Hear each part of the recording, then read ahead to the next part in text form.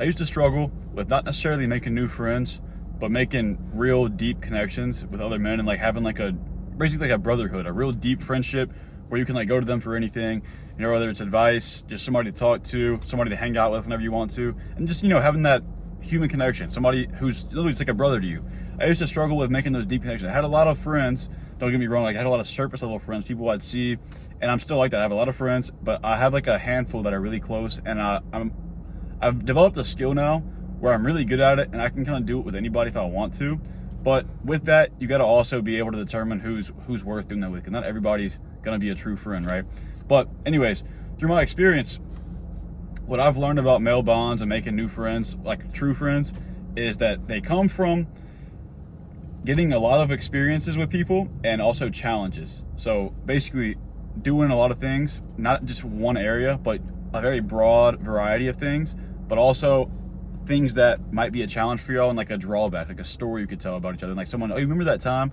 Like things like that. That's what's gonna really make that like true friendship happen.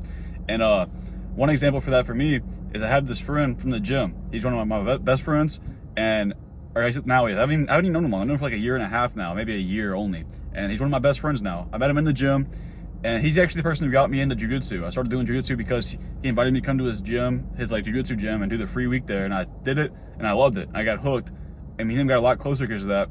And then a couple times we went out and ate with some other friends, and I got to meet some of his friends. He met some of my friends, and then from there, I met his dad. We watched some UFC fights together and shit. And like, you know, it kind of builds up. You do all these different things rather than if I were to just meet him at the gym and I'll only talk to him at the gym, it'd be limited there. Same with if there's somebody at your job, somebody you work with who you talk to, and whenever you talk to them, it's like you only talk at work. You don't do anything outside of work.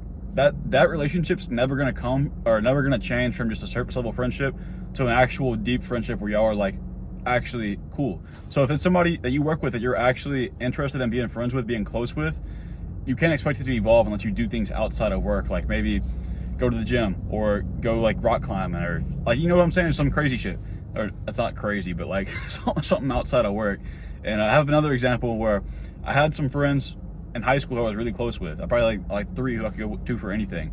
And I had one in particular, I'd hang out with him a lot. And multiple times he brought one of his friends along who I was like, you know, I was cool with, but I never hung out with him on my own. We were just surface level friends. But eventually we kept hanging out, and I got him to start coming to the gym with me. And he ended up liking the gym, and we started going to the gym a while.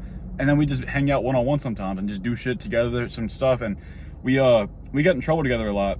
So that's like my drawbacks with him. We used to always do things and get in trouble. So now that's something that really deepened our friendship, deepened our relationship, and made us a lot closer. And whenever I see him now, I don't see him that often, but whenever I see him now, it's like we're still best friends because those experiences and challenges we went through together. Like we got in trouble with the cops one time, and that's a drawback for us. We can talk about that. And so these things really deepen the connection, experiences, but really in particular challenges. And if you have stories that you can tell about each other, that's like, it makes you feel so much closer than like somebody who's just like, oh yeah, I see him at work every now and then, right? And then back to the experiences, same thing with whenever it's a girl. Whenever I go on a first date with a girl, I don't bring her to this one place. You can imagine you take a girl to just like a little coffee shop and you have a coffee together, and then you go home and you're maybe there for like 3 hours just talking.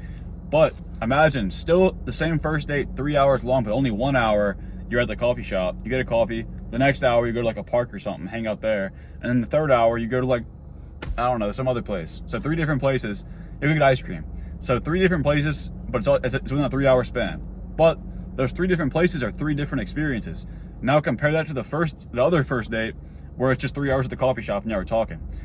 Y'all are gonna be a lot closer because y'all had 3 different experiences rather than just one experience, right? So picture that the same way with male bonds. The more you do together that's outside of one specific area, the closer you're gonna get. Now, again, if you do something that's a good story or like a challenge together, like maybe y'all just both were super skinny, or maybe you were skinny, he was fat, and y'all had a crazy gym transformation together. Y'all worked out together the whole way, and y'all overcame it and got fit. That's a challenge I went through together, and that's going to deepen the male relationship, the male bond. So keep that in mind, and also keep in mind that whenever you're making male bonds and getting like deep friendships with people, it's going to change your self-identity. Like the more people you get close with, that's why you got to be careful who you do it with, because whenever you have a close relationship with other men, part of their personality is going to seep into you, and vice versa. Part of you is going to become part of them, and it shapes who you are as a person, because the experiences and challenges you go through become part of who you are, and it really can change who you are completely. Imagine you're a guy who, well, it's to dating. Imagine you're a guy, you're a virgin guy, and you've never been with one in your life, never even dated a girl, and you become really good friends with this guy who's just like a full-on lady killer, right? He sleeps with a new girl every week. He's just really good talking to girls. He's always going out, and he's always talking to a new girl, it seems like.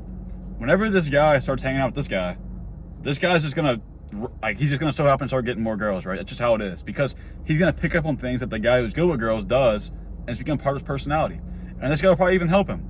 But you see where I'm going with that, right? Like, you're gonna pick up on parts of each other's personality. So you gotta be careful who you're getting close with and making good male relationships with, because it can really change you. And it's a good skill to have, but you also gotta know how to use it, when to use it, because there are people who will take advantage of you, and there are people who will